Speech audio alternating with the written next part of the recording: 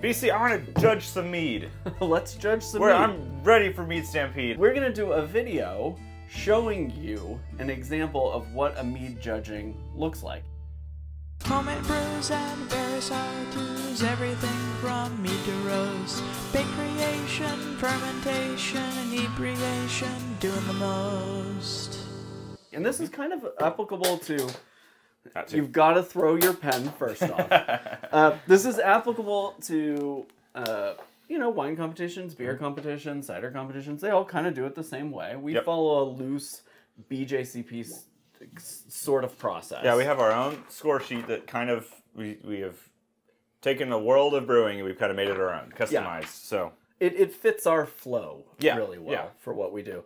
And so I thought it would be fun. I still have a giant box of meads from last year's Mead Stampede. So this is aged an extra, I don't know, what, 9 months or something beyond what it was. So I thought it would be fun to take a mead, totally anonymous to us. I don't know what this is other than that it's from the Piment category. And we'll judge it just like we would be judging it at Mead Stampede. So you can see what that process looks like.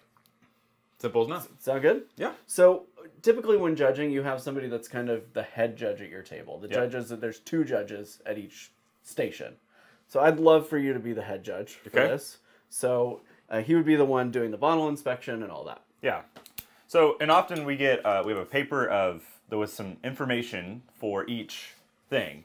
And some judges will choose to, in pairs, you kind of decide, hey, do we want to look at this first and then go forth, or do we want to taste and then look at that sheet? And it really is just dependent on the judge. That's for a lot of categories, a lot of competitions. Some competitions, that's what they do. They look at your stuff and go, hey, this is the ingredients, and then they judge. I like to not have any clue what I'm judging. Me too. I mean, you know you're judging like a Piment. Like you know the base category, but you never really know, unless you look at it, the ingredients or the specifications of it. Right. So like, for example, if they had put Szechuan peppercorns in here, and that was on the label, and we read that, and then we're tasting it, and we don't taste Szechuan peppercorns, in our brain we're thinking, well, they didn't do this right. But if we don't know it's supposed to be in there, we can give a more unbiased judging of the mead. And then when we learn, at the end, when we're doing overall, oh, this was supposed to have Szechuan peppercorns in it, we can say, hey, didn't pick that up in there, however, really stellar product. Yeah. And again, there's no wrong or right. It's just how we end up doing it. So, bottle inspection side, we often just look and see, is there anything concerning? Of course, you have your labels and stuff that you put on there. This has some information. We're not worried about that for the side. But we're looking for like corks or stuff like that. If the cork is pushed out, sketchy business. That could mean sometimes it's re-fermented or you just didn't cork it well, and so it's pushed out. So we watch out for that kind of stuff. Anything else? I mean, there's like, if the bottle's cracked or something, which we've never had that. I've never experienced like a damaged bottle that has been at the table. Now, sometimes in shipping, you can you can attest to this. You pick up a bottle and the cap wasn't put on right, and then BC, when he gets those, he's often very kind. And depending on how aggressive it is, he'll help you. He might recap. Yeah, I have recapped some bottles that have arrived leaky. Yeah.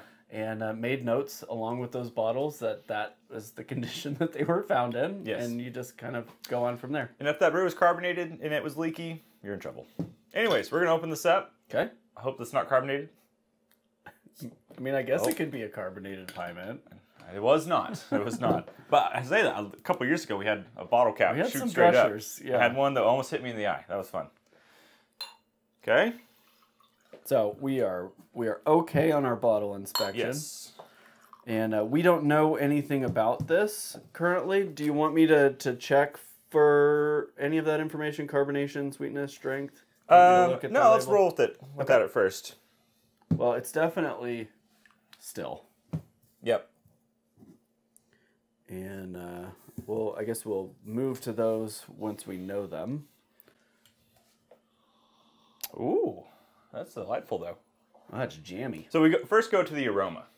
Obviously, you want to check the aroma. Get to that before it escapes the glass, yeah. And there are techniques that we sometimes will do. I've stolen from our French chef, where you have this little swirly thing where you put your hand over it, and then that traps all of the moving stuff, and then you quickly smell. So if something is not fragrant, you can do that. I'm picking up honey. I'm picking up berry and jamminess. Yeah, very. It's got like that. Oh my goodness, I can't remember that berry now. Like a boysenberry? Boysenberry vibe. Yeah. That's delightful. The top part is bouquet and aroma, and we're looking for honey aromatics, alcohol, fermentation, complexity. Yep. And any off aromas like faults, esters or sulfur, anything like that we notice. And then we're just kind of marking that down. And Garrett and I, when we're judging together, kind of discuss things here and there. We don't have a structured flow, but if I'm like, oh, this smells like Szechuan peppercorns, then we might have a conversation about that. And this is pretty literally on the nose for a piment, I feel like. There's a great amount of honey. Not a lot of alcohol, if any at all. Or fermentation funk. And we try to use the sliding scale quite a bit and be as accurate as possible. Mm-hmm. I feel like it's decently complex too. It is. It's kind of There's middle a of the road. a little bit of oak there too. I'm picking up a vanilla note. A lot of that honey, yeah. A lot of warm. Oh, I love that honey. He's going to have his own notes, but for me, I'm going to say something like warm honey presence with a rounded berry and oak profile. Something along that lines. Yeah, I smell berries. I smell vanilla. I'm not picking up a lot of grape, which I may find once I taste it. But I'm picking up berries, vanilla. It smells rich. It smells sweet. All right, appearance. So I would look at it, and this one's pretty dark. Often with these piments, you can't see through. So it's hard to say for your clarity. Yeah, but you can see light through it if you hold it up to the light. And that looks pretty darn clear to me. It's just a dark one. Yeah, I don't see any floaties or anything in there. Right. You don't want that. To check for legginess, which is the viscosity, like visual indicator of viscosity, you just kind of slide it up and down the glass like this, and you look for whether or not it's clinging. Yep. It's a little leggy. It doesn't look like jam. I'm okay with that. Sometimes things can be too leggy. That's true. On to flavor. Let's do it. So now we're gonna taste, and at this point normally I don't talk until we kind of get a little consensus, because you don't want to put ideas in someone's head.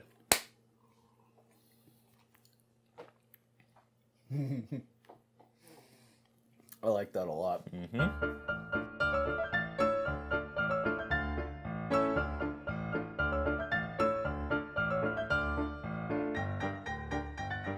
So, when I'm doing my numbering, so what we're trying to do is give them points out of 50. What I do is I kind of come up with my overall, this is what I feel like it deserves number. Yep. And then go through and see how I can kind of get the points to stack up to that. So bouquet and aroma is worth 10 points.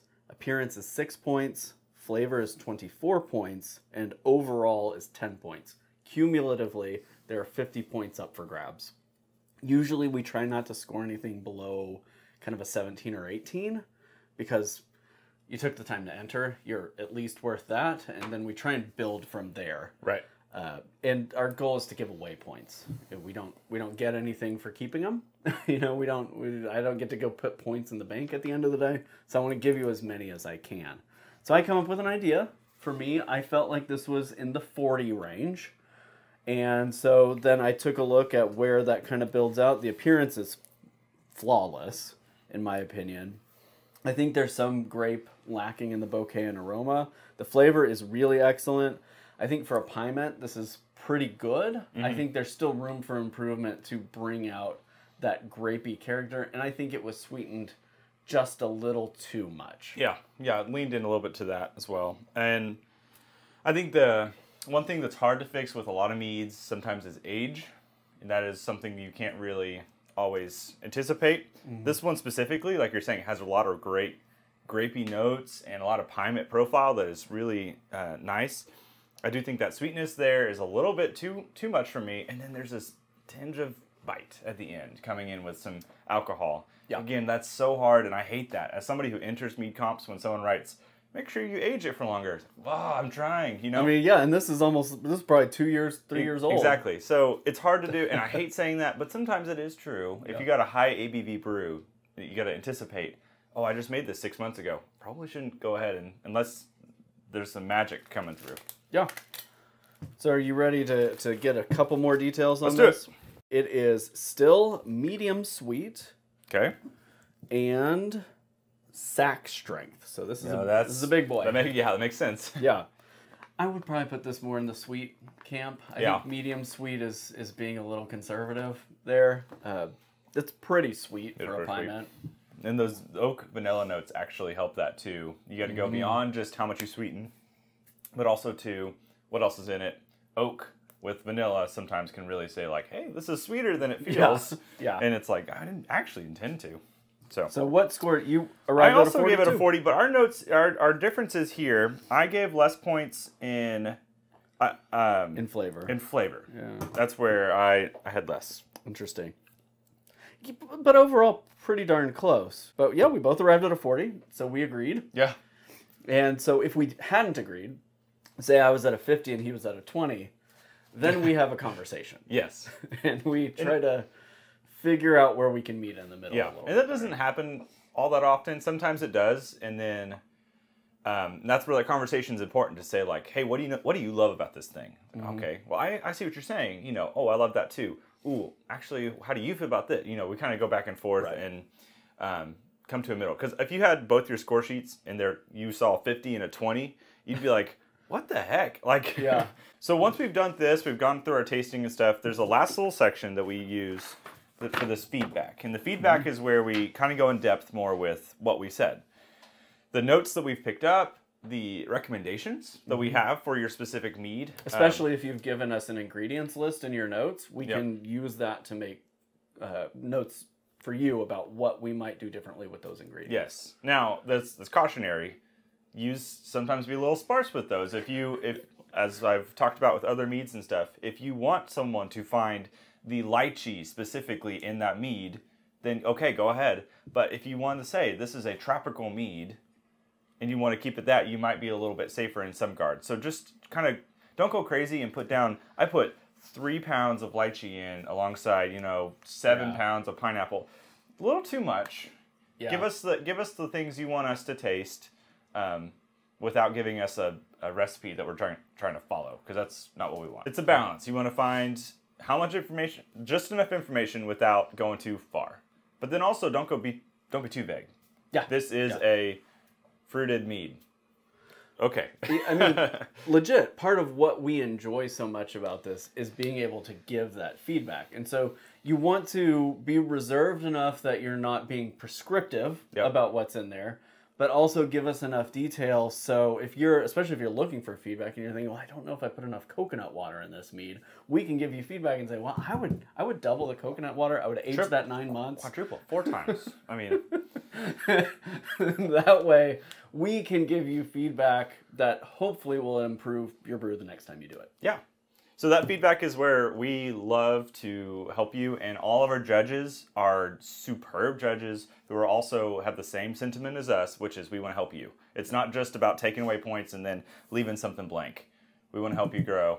And sometimes growing is hearing, hey, this cider is not very good. And I know that hurts your feelings, but that's just how it is. Hey, this was not what you're supposed to do, or did not taste as great as I think you intended. And that's not to be mean. I'm the type of person who will just tell you what I think, but I don't get any joy out of having to write that feedback that's like, I don't know if Old Bay seasoning was the right decision here. Yeah. So, well, I think this is helpful. I hope it's helpful. Let us know in the comments if this video kind of eased your mind about what the process looks like whenever we judge your meads, or helps give you some ideas for what you can do to improve your entry process for competitions. Give us ideas on what else you'd like to see related to Mead Stampede, so we can be more helpful between competitions for you and make more mead. Yeah, go submit the mead. Now, if you're watching this and you haven't submitted something, you can still do it. There's still plenty of time to enter. What I would suggest is that you pay when you enter. Yeah. You can continue editing your entries up until we do the cutoff, and that cutoff will be here on the screen. But pay. You want to lock in your spot with us, and paying is the way you do that. Otherwise, you know, we might cut off entries when we feel like we've hit kind of a sweet spot, and you may be left out. Yep. We hope to see your meads there, and I hope that you will just try it. If you haven't done it before, submitted a mead, just give it a try. You won't regret it. Good feedback, good experience, and you might be surprised how far you go. Now, one more thing. Oh. One more thing. Let's look at how this mead was scored last year. Oh, you have that?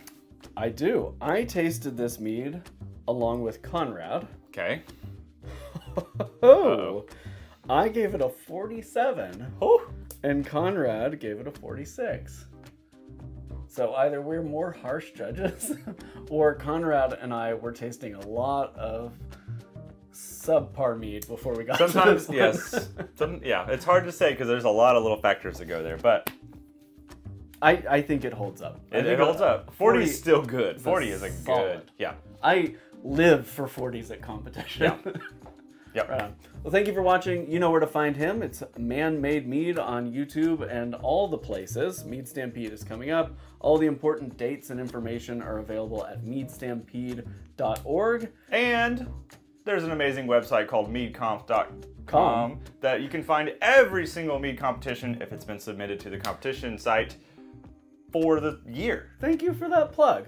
And you can submit mead competitions at meadcomps.com. You can submit stuff yourself, so if it's not on our site, you can add it. Our moderators will take a look and get it approved. Yep. It's the place to find upcoming mead competitions. It is the place. Until next time, happy brewing and cheers. Cheers.